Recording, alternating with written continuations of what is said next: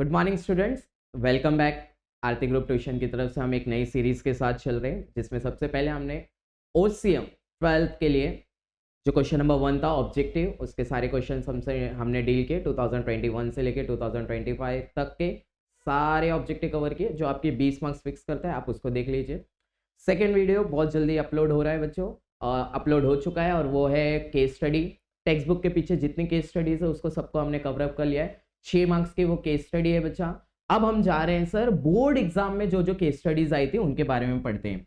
देखिए, case study को समझने से पहले आपको एक बात बहुत अच्छे से याद रखनी है कि आपको टेक्स्ट बुक के पीछे जो केस स्टडी दी हुई है, अगर आपने ईमानदारी से वो केस स्टडी एक बार कर लिया तो आपको ये बात इंश्योर हो जाना है बच्चा, इस बात के लिए बेफिक्र हो जाना है कि बोर्ड की केस स्टडी आपको नहीं आएगी। चांस ही नहीं है सर, वही केस स्टडी रहती है। ज्यादा से ज्यादा क्या कर रही है बोर्ड, यूनिवर्सिटी इतना कर रही है कि नाम को चेंज कर दे रही है। जैसे अगर आपको टेक्स्ट बुक के पीछे नाम दिखा है मिस्टर जगन, तो ज्यादा से ज्यादा उसको कर देगी मिस्टर छगन, उससे ज्यादा कुछ नहीं करने वाली है। अगर क्वेश्चन में वहां पे टेक्स्ट बुक के पीछे लिखा था मिसेज हर्षाली, तो ज्यादा से ज्यादा मिसेज हरियाली कर देगी, और उससे ज्यादा कुछ नहीं होने वाला है, और सारी चीजें यहीं पे होने वाली है। चलिए स्टार्ट करते हैं, देखते हैं। आप एक बार वो वीडियो गो थ्रू कर लीजिएगा, फिर आप बोर्ड के पेपर सॉल्व करने आइएगा। तो क्वेश्चन नंबर 3 हमारे सामने है, आपके वो बहुत अच्छे से ध्यान देके पढ़ना है। मैंने आपको पहले कहा है केस स्टडी सॉल्व करने के लिए सबसे पहले आपको क्वेश्चन अच्छे से पढ़ना है।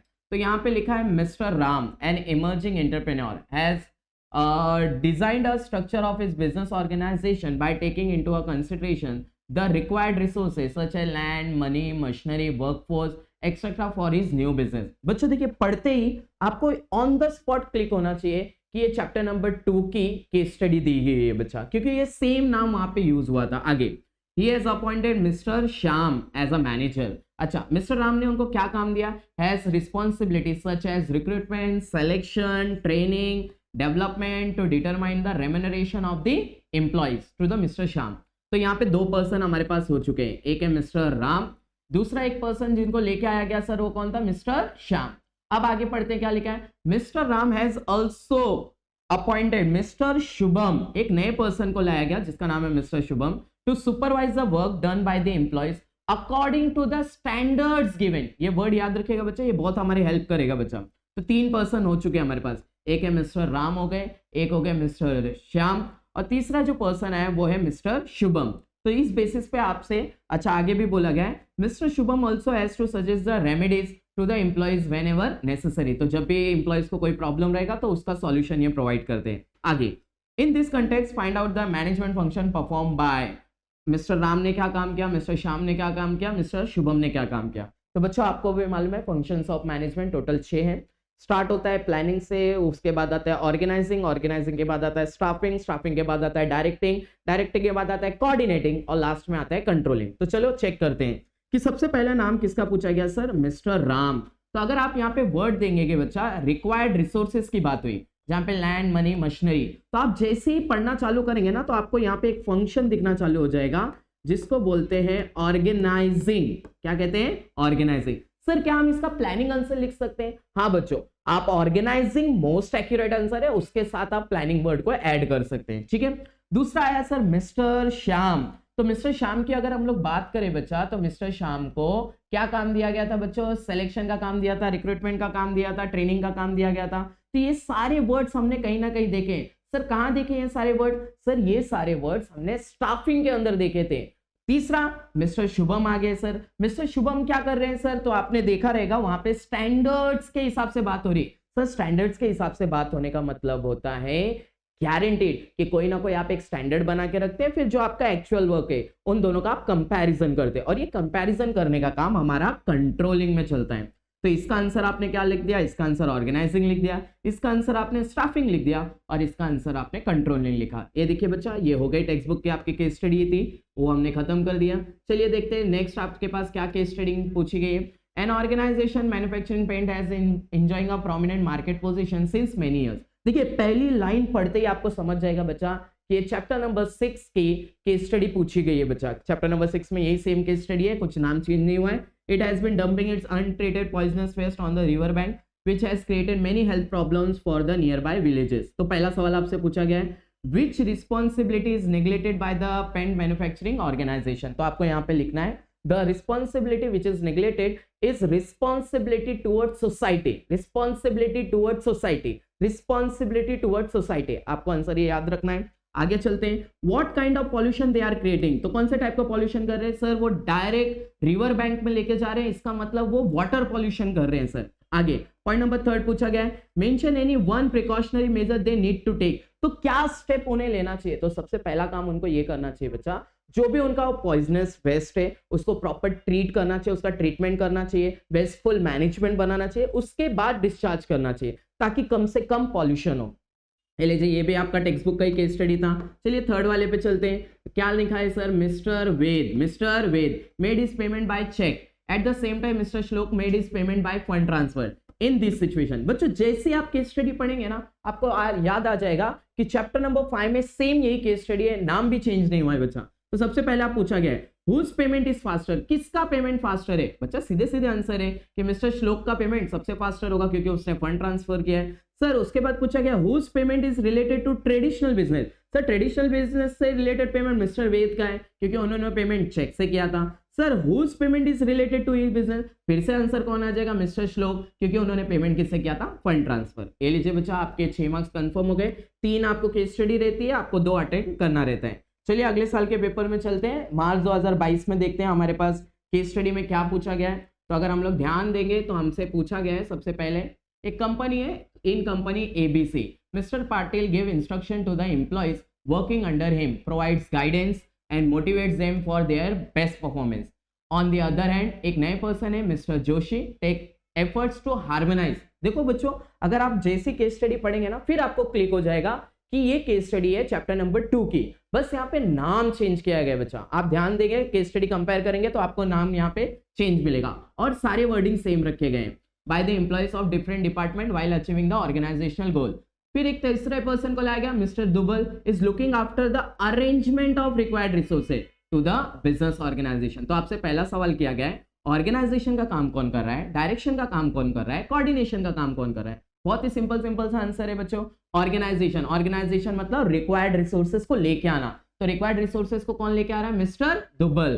तो पहले आंसर आएगा मिस्टर दुबल। अच्छा डायरेक्शन का काम कौन कर रहा है सर, यहाँ पे इंस्ट्रक्शन देने का काम, मोटिवेशन देने का काम, गाइडेंस देने का काम कौन कर रहा है सर, कौन कर रहा है, मिस्टर पाटिल कर रहे हैं बच्चा। अच्छा सर कोऑर्डिनेशन का काम कौन कर रहा है, कोऑर्डिनेशन का काम एक ही तो पर्सन बच गया सर, मिस्टर जोशी, क्योंकि वर्क को क्या करें, हार्मोनाइज करने का मतलब है कि ऑर्गेनाइजेशन में इस तरह का इन्वायरमेंट क्रिएट करना कि किसी भी तरह से किसी भी एम्प्लॉय के बीच में झगड़ा नहीं होना चाहिए, डिस्प्यूट नहीं होना चाहिए, सब मिलके काम करने चाहिए। चलिए नेक्स्ट वाली केस स्टडी करते हैं, बहुत ही सिंपल सी टेक्स्ट बुक की केस स्टडी है ये भी। चलिए आगे आते हैं सर, तो आपको मिलेगा sir mister Rajaram is a young MSc agri degree holder. आगे बोला गया है mister Sitaram is a commerce graduate. Mister Rajaram is willing to start a agro tourism center at his village. Mr. Sitaram is willing to work as a accountant in private company. Sir ऐसी कोई case study की है क्या हमने? हाँ बच्चों, पढ़ते ही आपको समझ में आएगा। ये है चैप्टर नंबर 3 की एकमात्र केस स्टडी, बस यहाँ पे नाम चेंज किया। वहां पे सोहम और नवीन करके वर्ड था, यहाँ पे उन्होंने राजाराम ने एक वर्ड लाया, एक सीताराम वर्ड लेके आया।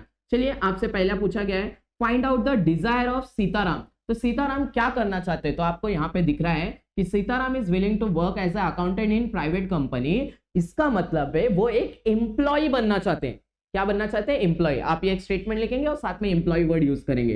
Point number 2, what is the desire of mister Rajaram. तो राजाराम एक एग्रो टूरिज्म सेंटर खोलना चाहते हैं विलेज एरिया में। इसका मतलब है बच्चा वो एंटरप्रेन्योर बनना चाहते हैं बच्चा। आगे third, which qualification is acquired by mister Sitaram. तो सीताराम के पास कौन सी क्वालिफिकेशन है, तो आपको क्वेश्चन में बोला गया है कि mister Sitaram is a commerce graduate. ये देखिए इसका आंसर तो यहीं पे दे दिया।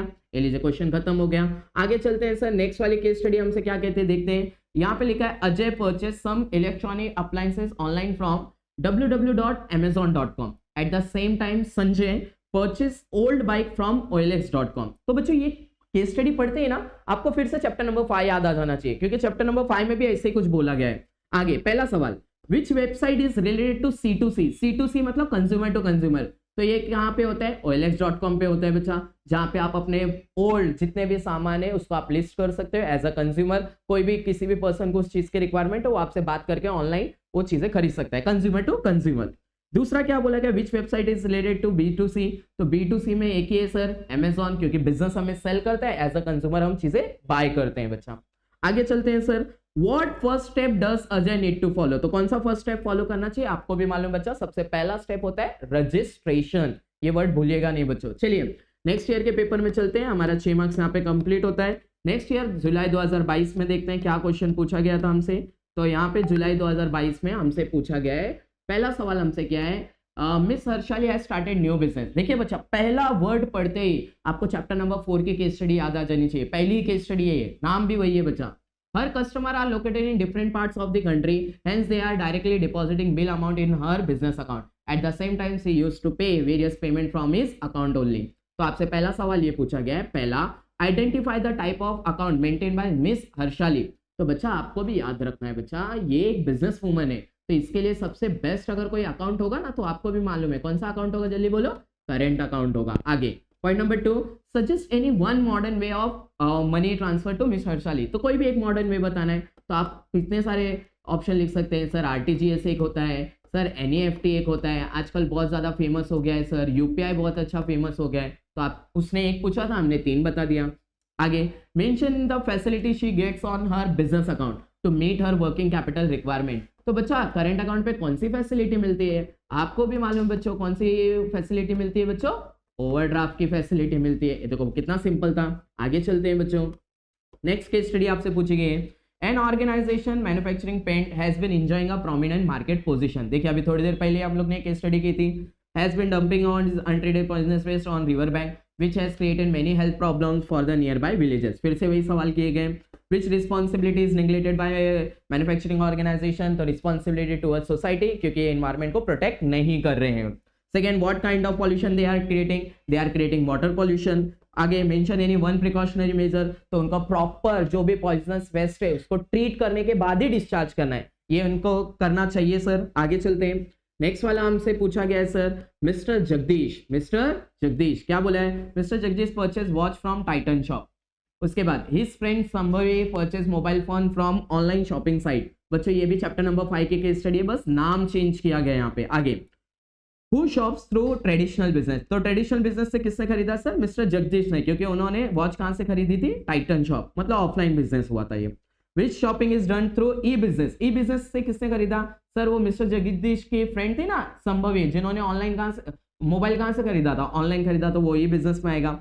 Which business involve high risk, सबसे ज्यादा रिस्क किसमें होता है सर, तो सबसे ज्यादा रिस्क होता है ऑनलाइन बिजनेस में, ई बिजनेस में। क्यों बच्चों, क्योंकि ट्रेडिशनल बिजनेस में फेस टू फेस इंटरेक्शन होता है, लेकिन सर ऑनलाइन बिजनेस में फेस टू फेस इंटरेक्शन नहीं होता है, उसमें बहुत सारे फ्रॉड होने के चांस होते हैं, हमको दिखाया कुछ जाता है, आता कुछ है, ये बहुत सारी प्रॉब्लमेटिक सिचुएशंस है जो ऑनलाइन बिजनेस में हमें देखने मिलती है।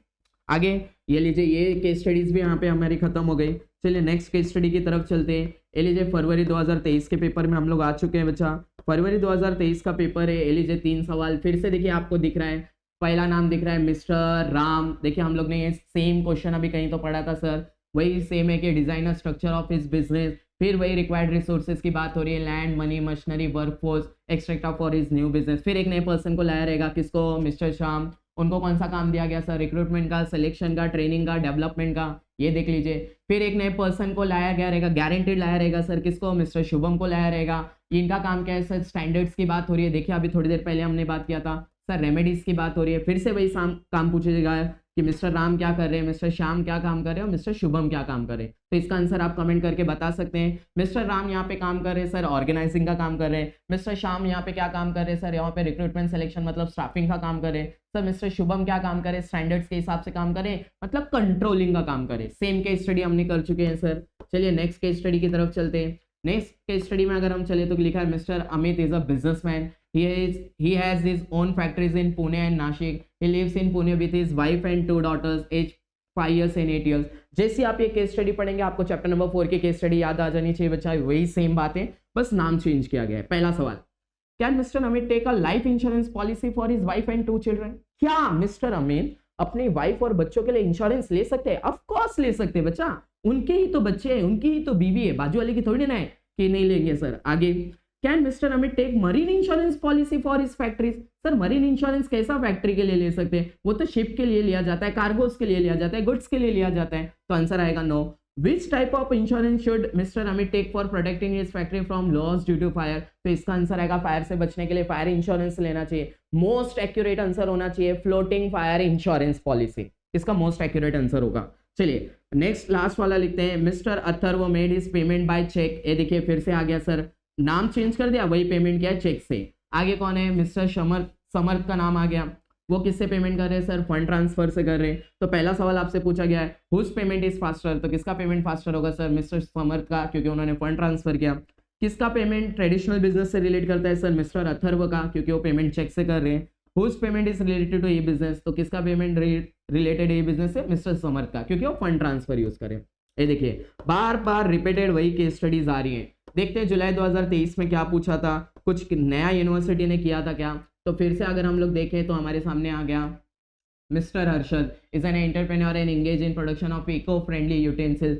जैसे ही आप ये पढ़ेंगे आपको चैप्टर नंबर 1 की पहली केस स्टडी नजर आएगी बच्चा, नाम में ही लिखा है सर, नेम भी सब सेम रखा गया है। Both male and female workers are working in his factory, all male employees are directly working on machine, female employees are working in packaging department, mister Sharad is working as finance manager. दो person के नाम, एक mister Harshad एक mister Samad. अच्छा एक नए person का नाम आ गया मिसेस नैना, वो एचआर मैनेजर के मतलब ह्यूमन रिसोर्स मैनेजर है, जिसका काम है रिक्रूटमेंट करना सर और एम्प्लॉयज का। ऑन दिस बेसिस आपसे सवाल किया गया है which principle of management involve, तो आपको इसका आंसर आएगा डिवीजन ऑफ वर्क, क्योंकि हर्षद का काम कुछ अलग है, नैना का काम कुछ अलग है, शरद का नाम कुछ और काम कुछ अलग है। आगे what is the designation of Mrs Naina, Mrs Naina कौन सा डेजिग्नेशन पे, तो वो एचआर मैनेजर यहाँ पे काम करे। Who is responsible for overall planning of the organisation, overall planning कौन कर रहा है सर, मिस्टर हर्षद। लीजिए बच्चों ये भी केस स्टडी हमारी खत्म हो चुकी है। आइए फिर से एक नया नाम आ गया बच्चा, एक नया नाम कौन है, मिस्टर जगन। देखिए ये नाम सुनते ही आपको याद आना चाहिए चैप्टर नंबर 4 की केस स्टडी, सेम यही नाम यूज किया गया था। ये कौन है, सैलरीड पर्सन है। He wants to take policy for 2 children who assures them protection as well as completes their financial needs once they become major by age. तो पहला सवाल आपसे पूछा गया है suggest mister Jagan a policy which can satisfy requirement of his children. तो child insurance policy होना चाहिए। आपको मैंने बताया था पिछले वीडियो में कि चाइल्ड इंश्योरेंस पॉलिसी 2 पर्पस के लिए लिया जाता है, या तो बच्चों के एजुकेशन के लिए लिया जाता है या गर्ल्स के मैरिजेस के लिए लिया जाता है, क्योंकि गर्ल्स के मैरिजेस में दहेज देना पड़ता है, बहुत सारी और रिक्वायरमेंट्स रहते हैं तो उसमें पैसे की जरूरत पड़ती है। तो चाइल्ड इंश्योरेंस 2 पर्पस के लिए लिया जाता है। आगे who are beneficiaries of the policy, beneficiary कौन है इस पॉलिसी का, तो 2 चिल्ड्रन ऑफ मिस्टर जगन, क्योंकि उनको बेनिफिट मिलने वाला है। आगे in above case which insurance principle is involve, तो आपको आंसर लिखना है प्रिंसिपल ऑफ इंश्योरेबल इंटरेस्ट, क्योंकि सर इंश्योरेंस कंपनी हमेशा चेक करती है जो पर्सन किसी भी सब्जेक्ट मैटर का अगर इंश्योरेंस कराने आया है क्या सच में उस पर्सन का उसके अंदर इंटरेस्ट है कि नहीं। अगर मेरे पास कार है, कल उसके अंदर आग लग जाती तो लॉस मेरा हुआ, तो उस लॉस से बचाने के लिए मैं उसका इंश्योरेंस निकालूंगा, ना कि बाजू वाला उसका इंश्योरेंस निकालना। मेरे बंगले में कल आग लग जाती है बच्चा, तो उसका इंश्योरेंस मैं निकालूंगा क्योंकि लॉस मेरा होने वाला है, ना कि बाजू वाला निकालने वाला है बच्चा। तो इसी को बोलते हैं इंश्योरेबल इंटरेस्ट। आइए आगे चलते हैं बच्चा, आगे कौन सा बोला है, अ व्हीकल मैन्युफैक्चरिंग कंपनी। देखिए जैसे ये वर्ड आया आपको चैप्टर नंबर 6 याद आ जाना चाहिए बच्चा, क्योंकि ये सेम बात वहां पे लिखी गई है। Same only those components will be used by company are environment friendly, there will be discharge of harmful waste after proper treatment, pollution level of every vehicle maintain as per the international standards. आइए पहला सवाल किया गया है, अब business organisation follow social responsibility towards which interest group. तो इसका answer वही है सर, रिस्पॉन्सिबिलिटी टुवर्ड्स सोसाइटी, क्योंकि वो इन्वायरमेंट को बहुत अच्छे से प्रोटेक्ट करने का काम कर रहे हैं। आगे what kind of pollution they should business organisation avoid, sir वो एयर पॉल्यूशन को अवॉइड करना चाहते हैं, सर वो वाटर पॉल्यूशन को अवॉइड करना चाहते हैं, सर वो नॉइज पॉल्यूशन को अवॉइड करना चाहते हैं। ये तीनों आप लिख सकते हैं। अच्छा what kind of message do they want to convey, वो कौन से टाइप का मैसेज देना चाहते हैं, तो वो सोशल वैल्यूज को प्रेजेंट करें, वो सोशल रिस्पॉन्सिबिलिटी निभा रहे। तो बच्चों चलिए हम चलते हैं फरवरी 2024 के पेपर की तरफ। अभी हमारे बस 2 साल के पेपर और रह गए, तो चलिए देखते हैं उसमें क्वेश्चन नंबर 3 में आपके लिए क्या पूछा गया था, क्या केस स्टडी आपके लिए आई थी। तो अगर आप ध्यान देंगे तो यहाँ पे आपके पास 3 केस स्टडी फिर से आएंगे, 3 में से आपको 2 अटेंड करना रहता है। सबसे इंपॉर्टेंट चीज़ होती है बच्चा केस स्टडी को रीड करना, तो ईमानदारी से आप रीड कीजिए क्वेश्चन को।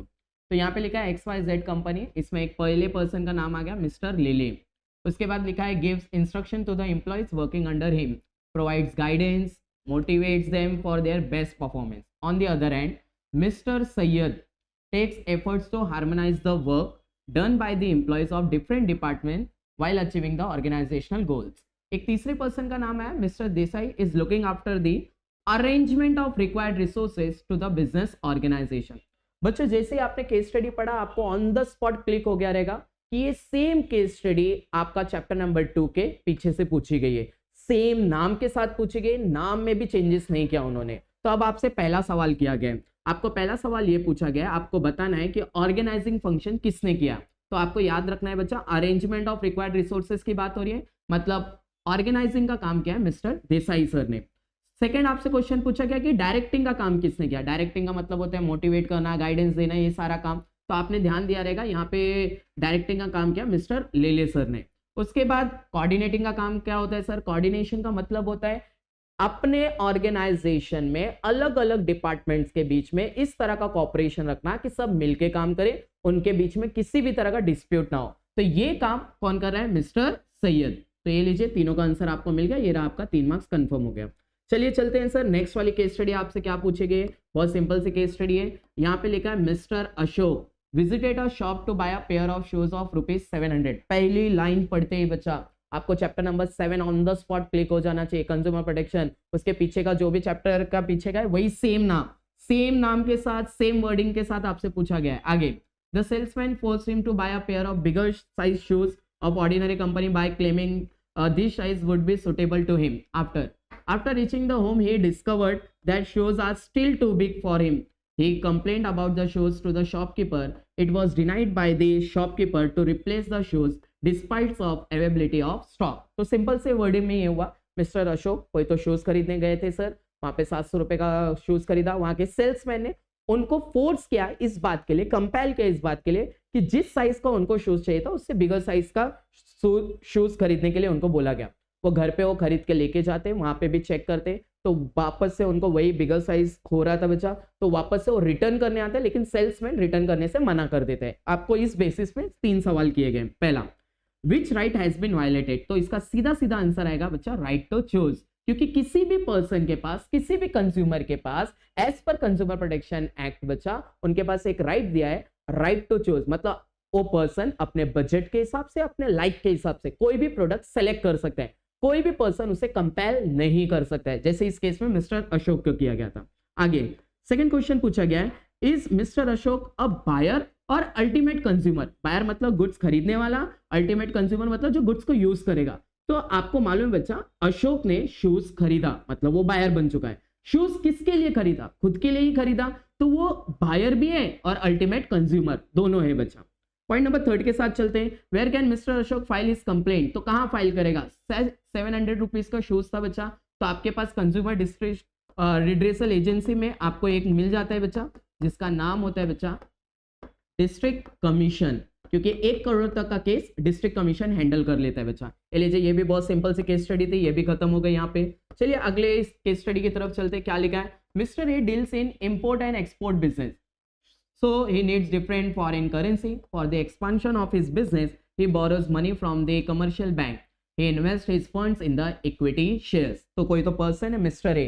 जैसे आपने ये केस स्टडी पढ़ी on the spot chapter number 8 marketing, वहां पे मिस्टर एक्स करके नाम आया था, यहाँ पे मिस्टर ए करके सेम स्टेटमेंट यूज किया गया है, सेम सब लाइन लिखे गए और सेम क्वेश्चन भी पूछा जाएगा बच्चा, ये गारंटीड है। पहला सवाल, from where does mister A borrows money? तो आपको पैसा कहां से मिलता है? तो आपको मालूम होना चाहिए बच्चा, टाइप्स ऑफ मार्केट में जहां से आपको पैसा मिलता है उसे कहते हैं कैपिटल मार्केट। ये आंसर याद रखिएगा बच्चा, इसका आंसर आएगा कैपिटल मार्केट। दूसरा, name the market where does mister A invest his funds? तो उन्होंने ये पैसा कहाँ इन्वेस्ट किया था बच्चा? इक्विटी शेयर में इन्वेस्ट किया था, गारंटेड इक्विटी शेयर में। लेकिन इक्विटी शेयर आता है शेयर मार्केट के अंदर, शेयर मार्केट को रेगुलेट करने के लिए सेबी बैठा हुआ है, तो इसका आंसर इनडायरेक्टली बनने वाला है regulated market. Types of market में एक रेगुलेटेड मार्केट है, अच्छे से याद रखिएगा।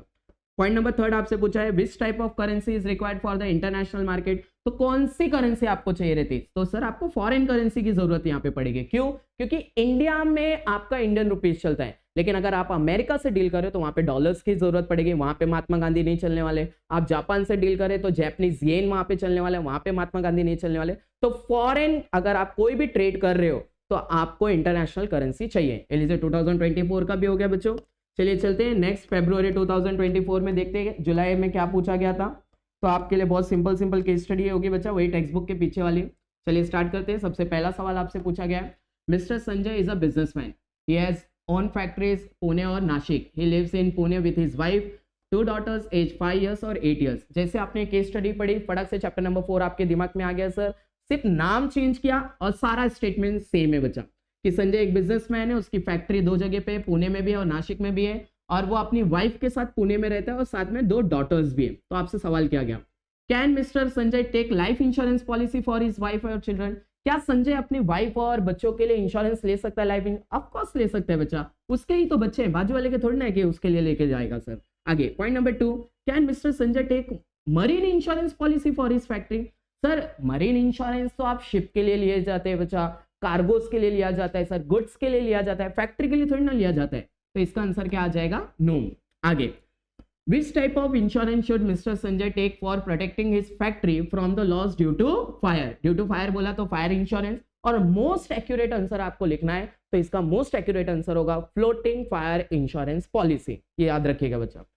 चलिए नेक्स्ट वाला हम लोग सॉल्व करने जाते हैं. तो नेक्स्ट वाला आपसे सॉल्व करने के लिए बोलता है, mister Jay purchase some gift article online from www.flipkart.com. At the same time Sheetal purchase gift from ebay.com. तो आप जैसे ये केस स्टडी पढ़ते हैं आपको चैप्टर नंबर 5 याद आ जाना चाहिए बच्चा. सेम है, बस नाम चेंज किया गया है. यहाँ पे पहला सवाल आपसे पूछा गया है, which website is related to C2C? C2C मतलब कंज्यूमर टू कंज्यूमर. तो आपके पास C2C में 2 ही वेबसाइट है, एक है बच्चा OLX.com, एक है ebay.com. तो दोनों में से कोई एक आ गया तो C2C में कवर हो जाएगा. दूसरा, which website is related to B2C, business to consumer? तो यहाँ पे फ्लिपकार्ट का नाम आ सकता है, Amazon का नाम आ सकता है, बस उससे ज्यादा कुछ नया नहीं आएगा. आगे थर्ड स्टेप आएगा, विच फर्स्ट स्टेप मिस्टर जय should follow while doing the online transaction? तो ऑनलाइन ट्रांजेक्शन में सबसे पहला स्टेप जो आपको कभी नहीं भूलना है और सम के एग्जाम तक नहीं भूलना है, वो है रजिस्ट्रेशन बच्चों. चलिए थर्ड वाली केस स्टडी देख लेते हैं बच्चा, कितनी सिंपल केस स्टडी पूछी गई थी. चलिए देखिए क्या लिखा है, Yashwant company limited is providing a facility for their female staff like day care centre for kids and work from home facility. Even management takes their suggestion while taking the decision though they are the members of the trade union. तो कोई तो Yashwant company limited है, वो अपने female staff को 2 facility दे रहे, एक day care centre दे रहे, एक वर्क फ्रॉम होम फैसिलिटी. सबसे इंपॉर्टेंट, मैनेजमेंट कोई भी डिसीजन लेता है तो पहले सामने वाले से सजेशन लेता है, जो कि बहुत अच्छी बात है सर. पहला सवाल, by doing this they are following social responsibility towards which interest group? तो आपको इसका आंसर लिखना है बच्चा, सोशल रिस्पॉन्सिबिलिटी टूवर्ड्स एम्प्लॉइज. ये याद रखिएगा बच्चा. चलिए सेकंड वाले का आंसर देखते हैं, what values are they presenting? तो वो सोशल वैल्यूज प्रेजेंट करें, वो अपनी सोशल रिस्पॉन्सिबिलिटी को कंप्लीट करें. ये आंसर आपको लिख के रखना है बच्चा.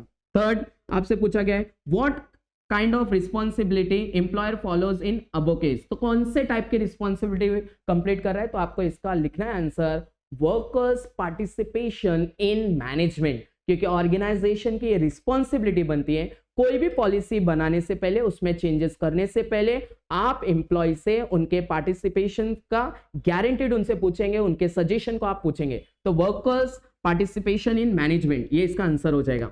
चलिए चलते हैं सर लास्ट ईयर 2025 में, देखते हैं आपसे क्या सवाल किया गया था. अब खुद से आप आंसर देने का ट्राई करेंगे, खुद से थोड़ी देर के लिए वीडियो को स्टॉप करेंगे, पॉज करेंगे और खुद से आंसर निकालने का ट्राई करेंगे.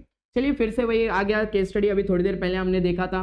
कोई तो मिस्टर शरद है, वो एक बिजनेसमैन है, फिर उसकी फैक्ट्री आगे पुणे और नासिक में, वो पुणे में रहता है, किसके साथ रहता है? वाइफ के साथ रहता है, और 2 डॉटर हो गई, उनकी 5 साल और 8 साल.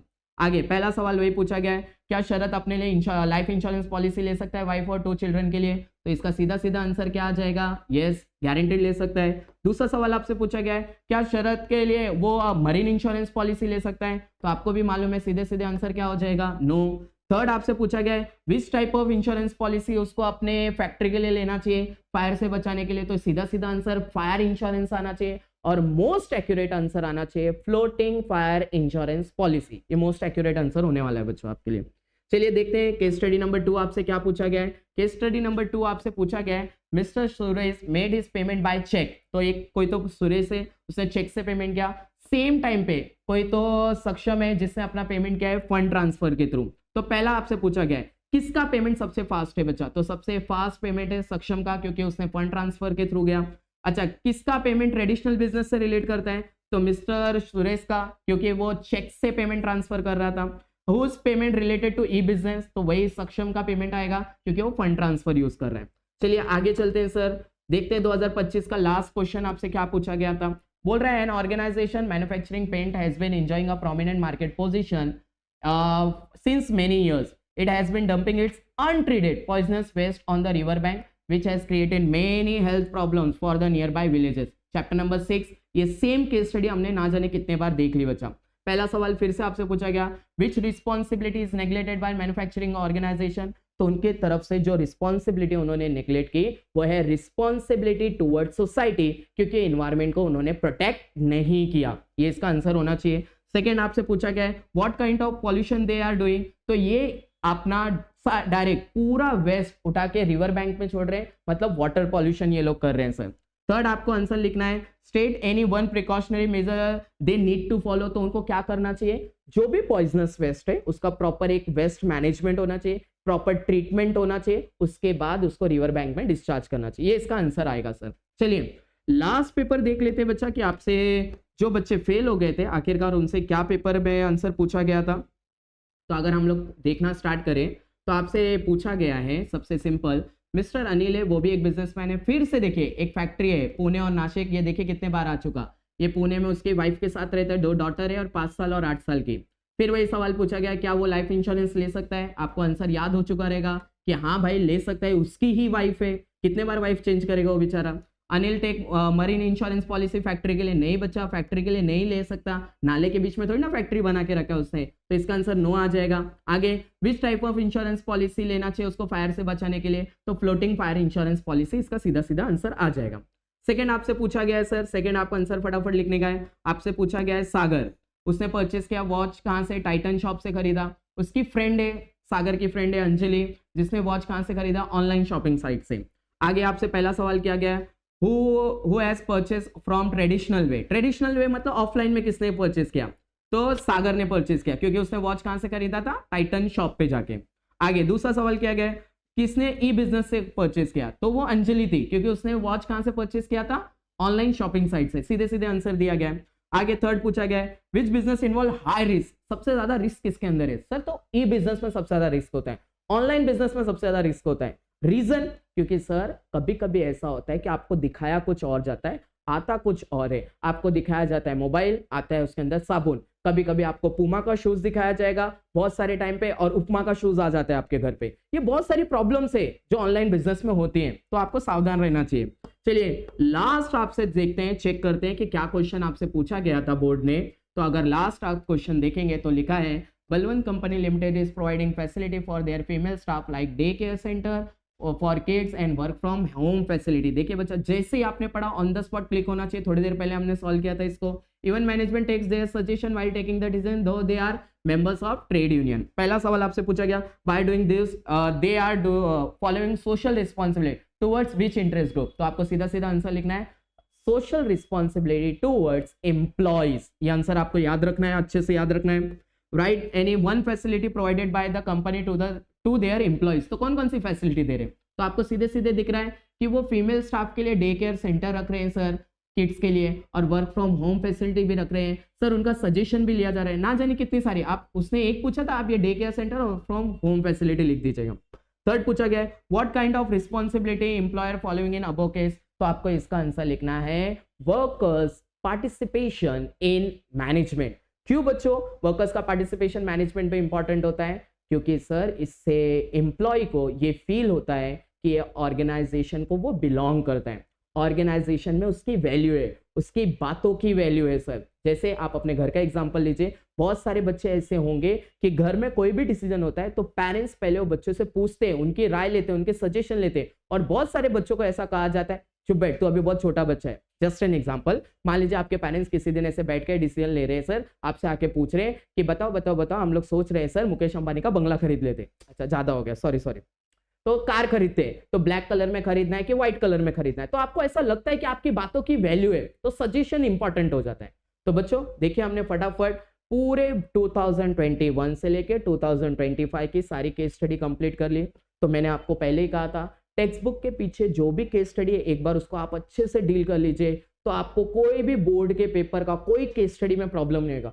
ज्यादा से ज्यादा वो नाम को चेंज करने वाले हैं बच्चा, उसके अलावा कुछ भी नहीं होने वाला है। तो ईमानदारी से आप दोनों वीडियोस देख लीजिएगा।